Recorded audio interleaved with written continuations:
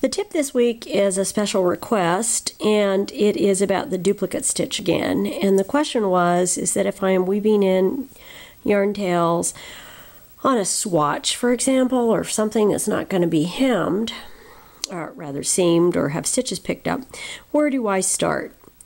And that's a good question. Now, this is making the assumption that I'm not going to be picking up stitches along this line, or I'm going to be seaming this.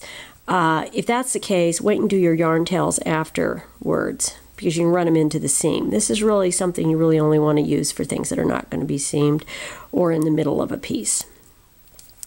So what I'm going to do at the top here is I'm going to see where the path of the yarn is going. And the path of the yarn is going, if I can get closer, see if that focuses in, going along here and up here and up here and up here. And if you haven't seen the duplicate stitch videos I've done, you may want to review some of those entries.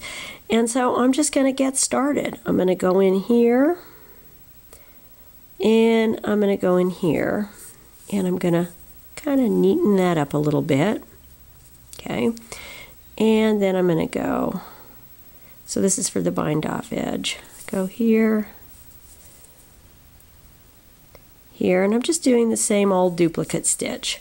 Now again, I wouldn't want to do this if I were hemming, seaming this or picking up stitches, because it would make that seam line bulkier. So I would not want to do that. And there we go. I got a little bit of a nub there at the top, and I could work with that, but all in all, that would be acceptable. Particularly as I'm going to be putting a tag there anyway, if I'm doing it for a swatch.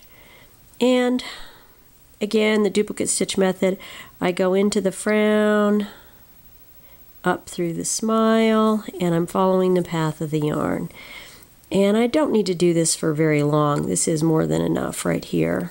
And splitting the yarn isn't necessarily a bad thing. I would then get that tight. Now, the same is true here at the cast on edge, and I'm going to thread up my needle to do that. And I'm going to, now if I went along here, I could do it here and have it be part of the cast on edge, but that's a little close to my cast on edge. I may want to go up a row. And so what I'm going to do is I'm going to go up here. Now the important thing is this does not have to be like on that row. It is okay to go up a row or two. And so I'm going to put it here. But the thing is, you want to start it as close to the selvage stitch as you can, so you're not running a great big long strand over to where you want to start. And you just stay on that same row. Sorry. And there you go. So I have woven in my cast on and bind off tails, and I want to do one more of these.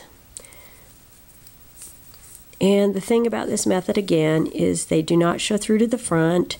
They stretch exactly the same. You do not notice them, and you could even weave in different colors. So that is how to start on a swatch, where to wind it in, weave it in.